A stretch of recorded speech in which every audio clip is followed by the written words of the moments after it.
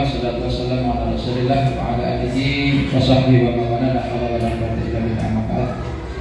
Bapak Ibu yang kami hormati dan banggakan, hari ini alhamdulillah kita bertemu dalam rangka kegiatan diseminasi untuk pemulihan dan transformasi pembelajaran melalui komunitas belajar yang alhamdulillah pada tanggal 3 sampai 5 Oktober berjumpa di PMP Semarang. Saya dan Pak Slamet sudah mendapatkan bekal untuk transformasi atau pemulihan di SD kita. Jadi kegiatan kita hari ini strategi kita nanti akan dijelaskan bagaimana sih pemulihan dan transformasi pembelajaran melalui komunitas belajar yang sebutnya ada beberapa bagian yang nanti ada penjelasan kecil kira-kira apa, bagaimana dan tujuan dari komunitas belajar. Jadi perlulah dalam sebuah lembaga pendidikan ini ada komunitas belajar yang mana ini gunanya untuk wadah dari komunitas guru setiap akhir pembelajaran di waktu luang untuk mengetahui bagaimana langkah selanjutnya, perbaikan dan juga langkah yang tepat, terencana, terukur sesuai terjadwal untuk melaksanakan kegiatan perbaikan dalam sebuah lembaga pendidikan.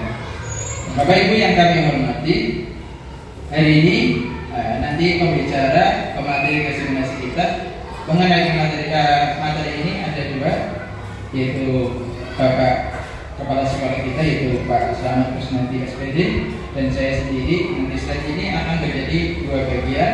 Mudah-mudahan materi ini bisa bermanfaat untuk kita. Bapak Ibu yang kami hormati, langsung saja pemaparan diseminasi pemulihan dan transformasi pembelajaran melalui komunitas belajar akan disampaikan yang pertama oleh Bapak Slamet Kusnandi SPD. Kepada beliau waktu dan tempat kami persilakan. Assalamualaikum warahmatullahi wabarakatuh. Alhamdulillah,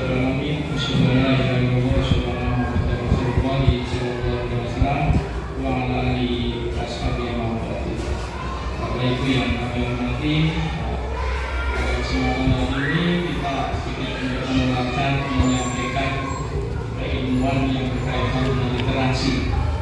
Sekarang ini kita kembangkan ke anak didik kita bahwasanya kalau sekarang itu adalah dalam rangka pemulihan dan transformasi pembelajaran melalui komunitas belajar.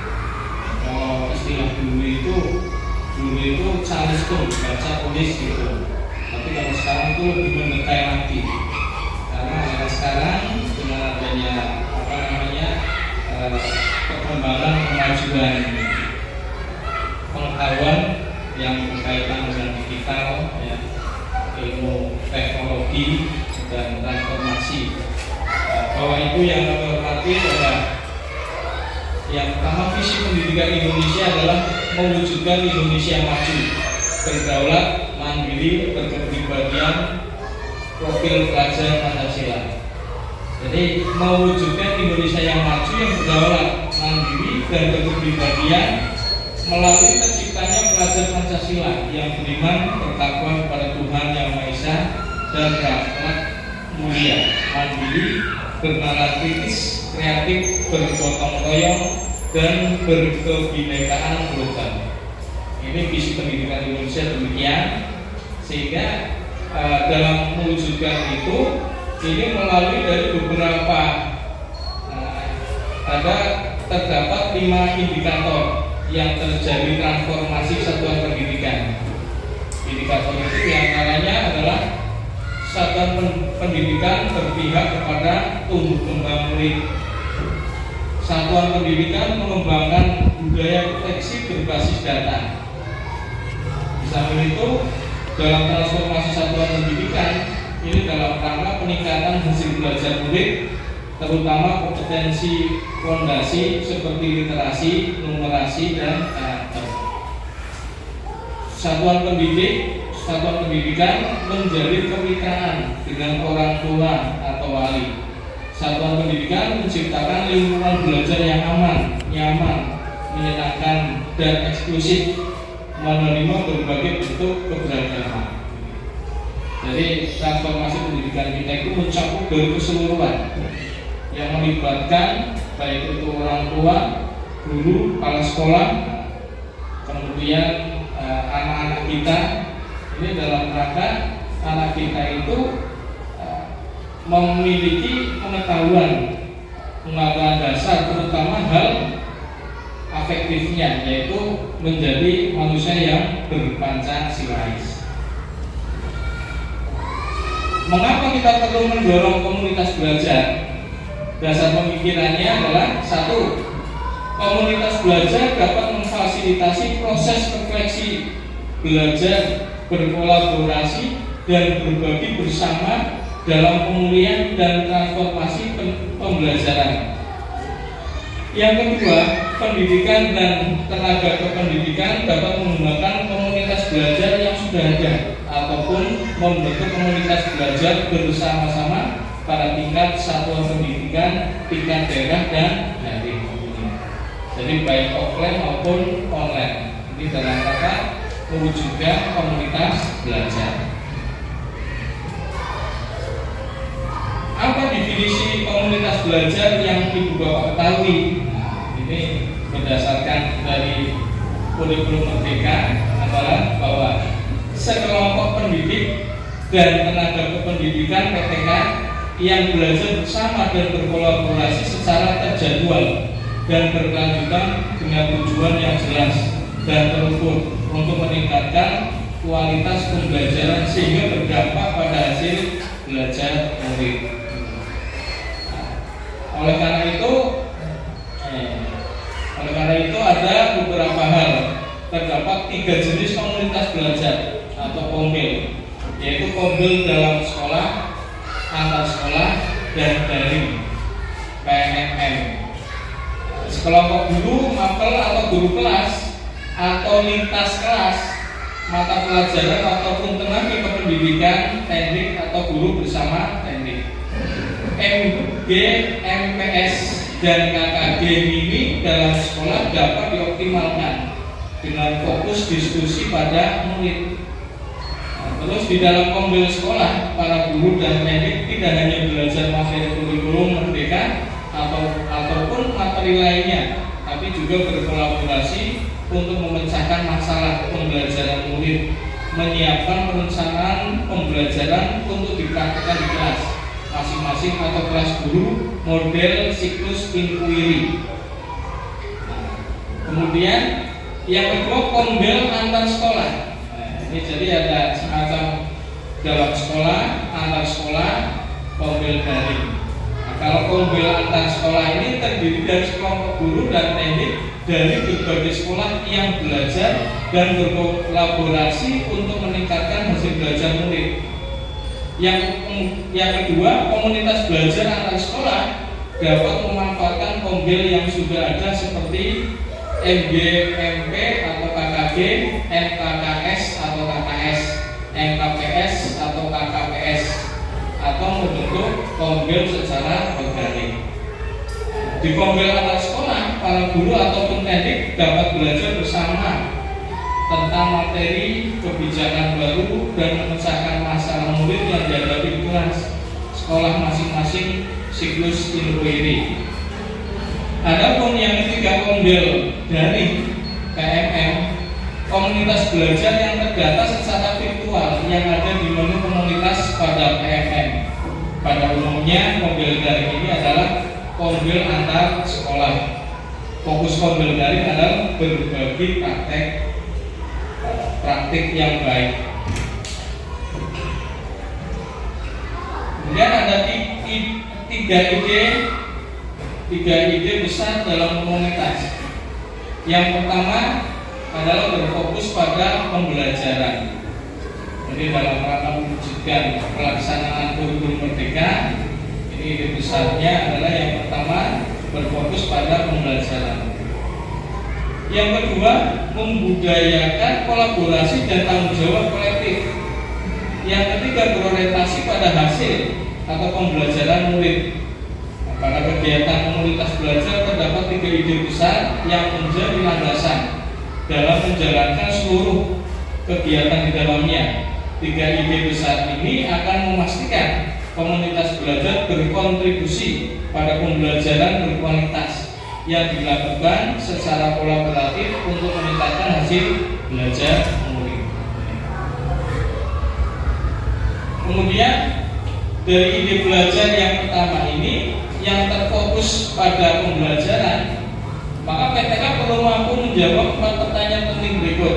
Yang pertama adalah apa yang kita harapkan murid pelajari. Yang kedua, bagaimana kita tahu bahwa murid sudah belajar hal tersebut. Yang ketiga, bagaimana respon kita jika ada murid yang tidak belajar. Yang keempat, bagaimana kita akan memperkaya materi untuk murid yang sudah mahir. Bapak Ibu sudah punya gambaran ya tentang komunitas belajar dalam sekolah. Nah, ini masih dalam tahap persiapannya. Next untuk berikutnya. Baik, desain komunitas belajar dalam sekolah. Poin berikutnya, merealisasikan belajar bersama dan berbagi praktik dan menciptakan lingkungan belajar ramah guru. Nah, guru perlu ramah juga dan muridnya juga. Ya. Senyum mungkin ya, banyak senyumnya. Nah, jadi setelah guru memahami materinya belajar di komunitas dan menyepakati komitmen bersama serta tata nilai yang ada dalam sebuah komunitas itu, menjelaskan komunitas belajar segera melakukan belajar bersama di satu komunitas. Ya, jadi komunitas guru itu dibentuk minimal tadi 1 jam setelah akhir pembelajaran. Baik, next. Berikutnya. Desain komunitas belajar dalam sekolah masih pelaksanaan. Poin 1. Pembentukan kelompok belajar dan penyepakatan jadwal rutin pertemuan. Jadi minimal menyediakan waktu minimal 1 jam per minggu dalam sebuah komunitas belajar. Sangat dianjurkan pertemuan komunitas belajar dilakukan pada jam kerja guru. Artinya setelah mempelajari murid selesai, pembelajaran KBM selesai, contoh jam 12, maka setelah itu bisa melakukan kegiatan bersama guru ya, dalam sebuah komunitas tersebut. Laksanakan siklus inquiry komunitas belajar. 1. Refleksi awal ya, menggunakan data-data yang sudah ada. Jadi guru melakukan observasi kira-kira murid yang butuh dukungan ini bisa kita masukkan dalam sebuah komunitas belajar. Tentang apa? Kondisi dan tantangan murid dalam literasi. Baik, 2. Pelaksanaan siklus inquiry komunitas belajar. 2. Namanya perencanaan. Setelah kita tadi mengetahui poin awal, apa yang mau kita rencanakan setelah mengetahui problematika dari sang murid. Nah, ini kita perlu rencanakan kira-kira apa ini yang cocok, kemudian gurunya jelas. Poin 3. Pelaksanaan siklus inquiry komunitas belajar. 3. Namanya implementasi. Implementasi berarti setelah direncanakan apa yang mau kita laksanakan, kemudian kita laksanakan di murid tersebut. Next. 4. Pelaksanaan siklus inquiry komunitas belajar. Terakhir, mengevaluasi ya. Tahapan ini merupakan tahap akhir dalam siklus inquiry. Setelah dari awal ada perencanaan, kemudian ada implementasi, terakhir ini ada kita evaluasi ya. Tanpa evaluasi kita tidak tahu apa yang sudah kita dapatkan dan kita tuju, kemudian goal kita apa dalam pelaksanaan komunitas belajar itu. Berbagi hasil praktek literasi ke kombes antar sekolah. Nah, ini namanya KKG ya, tadi ada 3 poin. Yang pertama sudah dijelaskan oleh Pak Slamet bahwa 3 bagian dalam komunitas belajar kita. 1 di dalam sekolah, 2 di luar sekolah, 3 PMM. Nah, kita sudah punya komunitas ini. Jadi komunitas ini berguna untuk apa? Optimalisasi kombes antar sekolah yang telah ada atau membentuk kombes antar sekolah secara organik. 1. Penyepakatan waktu berbagi. Nah, waktunya dibagi. Kemudian persiapan kegiatan berbagi praktik literasi di satuan pendidikan. Perlulah kita mengoptimalkan ini. Berikutnya pelaksanaan kegiatan berbagi literasi. Anak, kalian suka pelajaran enggak? Yang Pak Guru sudah sampaikan materi ini. Suka Pak?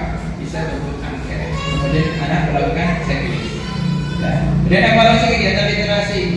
Anak sejauh mana sudah mencapai pemahaman yang diinginkan oleh kurikulum merdeka tentang literasi. Tidak hanya baca, tapi mereka mengetahui intisari dari mereka baca.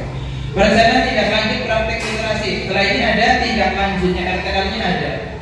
Bacaan tindak lanjut. Berarti ini ada permasalahan sudah dievaluasi. Apa yang mau kita laksanakan? Implementasi perencanaan di satuan pendidikan masing-masing. Karena ini komunitasnya luas, maka dikerucutkan menjadi satuan pendidikan masing-masing apa yang akan dilaksanakan. Terakhir evaluasi hasil implementasi di satuan pendidikan. Next, berikutnya. Komunitas belajar daring. Bapak Ibu, saya yakin sekolah kita itu sudah dapat semua. Insyaallah ini, tapi memang ini sangat luas Bapak Ibu. Jadi platform Merdeka Mengajar yang dirancang oleh Pak Nadiem ini sangat luas jangkauannya. Tidak hanya di satuan pendidikan kita antar sekolah, di luar komunitas juga, tapi ini benar-benar satu Indonesia menggunakan ini. Jadi bisa memanfaatkan apa yang sudah mereka raih. Karena mereka berhasil, ini kita bisa memanfaatkan platform Merdeka Mengajar. Nah, hari ini alhamdulillah sedikit yang kita bawa oleh tadi, ya, Pak Sama sudah memberikan gambaran sangat luar biasa.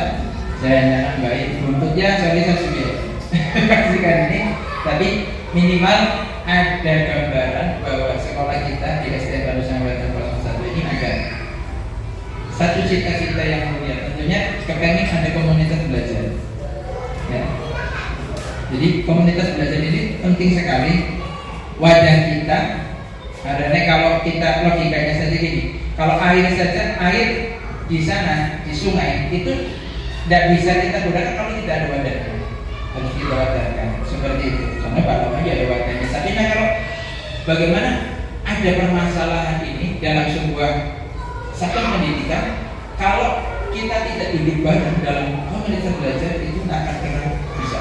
Dua, siklus ini penting, artinya orang mau melakukan sesuatu tanpa adanya siklus ini, dari mulai perencanaan, implementasi, evaluasi itu pasti tidak bisa. Tiga, kita harus optimalkan komunitas belajar, pengenalan. Bahasa Jawa ini juga benar. Sungguh-sungguh ini kalau kita pengen berhasil, maka harus dioptimalkan segala potensi kita, ya, yang ada di SD kita. Empat, stakeholder ini penting. Kita stakeholdernya di samping guru, ada orang tua murid, maka ada satu yaitu komite sekolah, bagian dari stakeholder kita untuk apa? Kesuksesan dalam komunitas belajar. Poin terakhir, set assessment bagi satuan pendidikan untuk mengukur kemajuan COVID dalam sekolah. Ya. Jadi tanggal 5 kemarin kita sudah dibentuk juga. 3-5 dibentuk, artinya ini mudah-mudahan sih ada optimalisasi kita dalam kegiatan ini. Yang kita ambil satu poin yaitu optimalisasi komunitas belajar. Bapak Ibu, yang bisa kami sampaikan mudah-mudahan bisa membawa pencerahan untuk kita dan SD kita secara umum. Wabil khusus ya saya selaku guru, ya. Mudah-mudahan bisa ada perbaikan. Ini yang bisa kami sampaikan. Kurang lebihnya mohon maaf. Assalamualaikum warahmatullahi wabarakatuh.